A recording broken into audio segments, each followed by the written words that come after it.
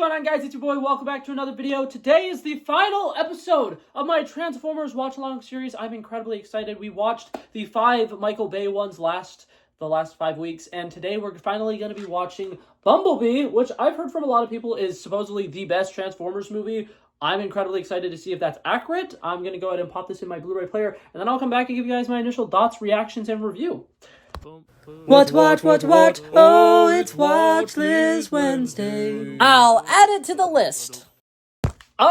We finally have a good one. I was starting to think that good Transformers movies were like not a thing that existed. This movie is absolutely fantastic. I like the fact that this movie is completely fresh. It feels incredibly original. I love the fact that we get a story that centers around the human character a little bit more than just the Transformer, but also since the one Transformer we are focusing on is, like I said, just the one, it makes it a lot easier to connect to this movie. I really had a good time with this movie. I think that the action sequences were absolutely fantastic. I love the fact that we got to see Cybertron in this. We get to see kind of like a Last Son of Krypton type moment, but instead of it obviously being Superman, it's Bumblebee, and it's Optimus Prime sending him away to Earth. I loved that. I thought that was fantastic. I think that that's a really cool trope. And whenever you're able to do something like that, like send an alien to Earth, and then it's kind of like, almost feels like Superman. It almost feels like E.T. And I really like just the overall concept of Bumblebee being a very curious robot, because if he is the first Transformer on Earth, he's experiencing a lot of these things for the first time ever. And I think that they do a great job of capturing that wonder in his eyes. I think that there's a lot of sequences where he's doing things just out of pure curiosity, which I really, really like. I love the fact that we start the kind of trend of his voice box being broken, even though Dylan O'Brien voiced him in this movie, and I will admit I was really taken aback at how much he sounded like Dylan O'Brien at first, but that's okay. But that being said, I like the stuff that they do with the like audios and the vocals and stuff like that. The music in this movie hits really well for me. This is a period of time with music that I really, really enjoyed. So I liked a lot of the songs. I love the sequence where she's like giving him a bunch of different like songs to listen to, and they start playing Never Gonna Give You Up, and it just shoots the fucking CD out.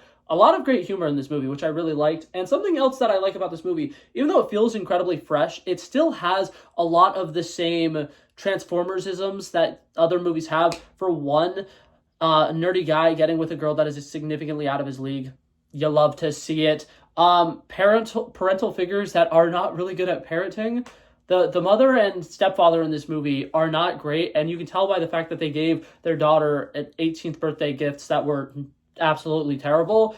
That being said, I understand that that's not really the story they're trying to tell here. It's not supposed to be like a huge family story. It's more of like a coming-of-age story for Haley Steinfeld's character, which I really love. I've said it a lot of times on this channel. It gets actually really redundant anytime I talk about coming-of-age movies, but that's my bread and butter. I love coming-of-age movies so well, and when they do it right, it actually does do an incredible job of kind of transitioning this character from being like a teen who thinks that they know everything to actually kind of having a little adult moment where they realize that they actually do know a lot and they can handle themselves off pretty well. I love that. I think that that's incredibly interesting. I think that having a teenage girl that's very emotional and dealing with a very human problem did an incredible job of grounding this movie. Haley Steinfeld is a character who's going through something that is incredibly inherently relatable, losing a loved one.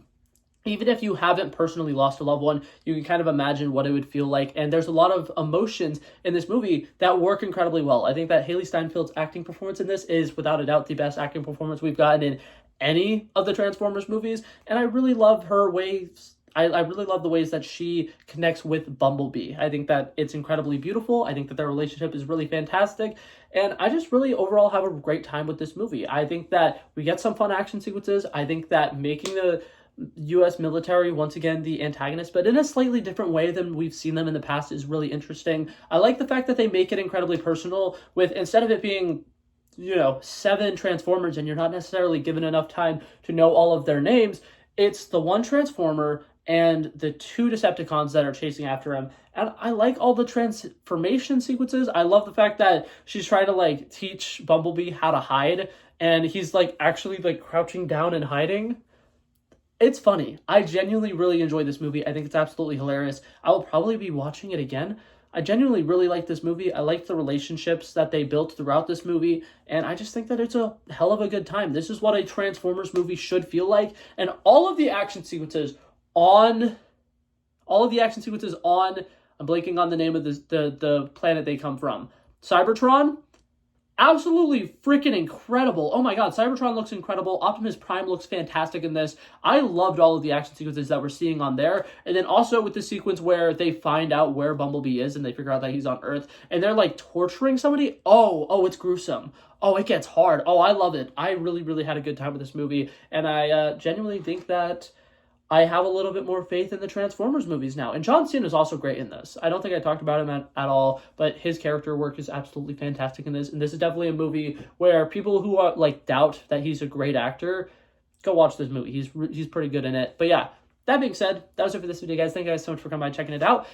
As anybody who's been watching along this entire watch series knows, I'm going to be ranking all of these movies next week. Every single theatrically released Transformers movie I'm going to be ranking. That includes Rise of the Beast, and that includes Transformers, not minus one. That's the Godzilla movie. Transformers 1, which came out last year, the animated one. Had a really good time with those movies. I really liked both of them, which is what kind of inspired me to finally go back and watch these. But that being said, we're going to go and rank all of these next week. So I hope to see you guys there. But that's it for this video, guys. Peace out.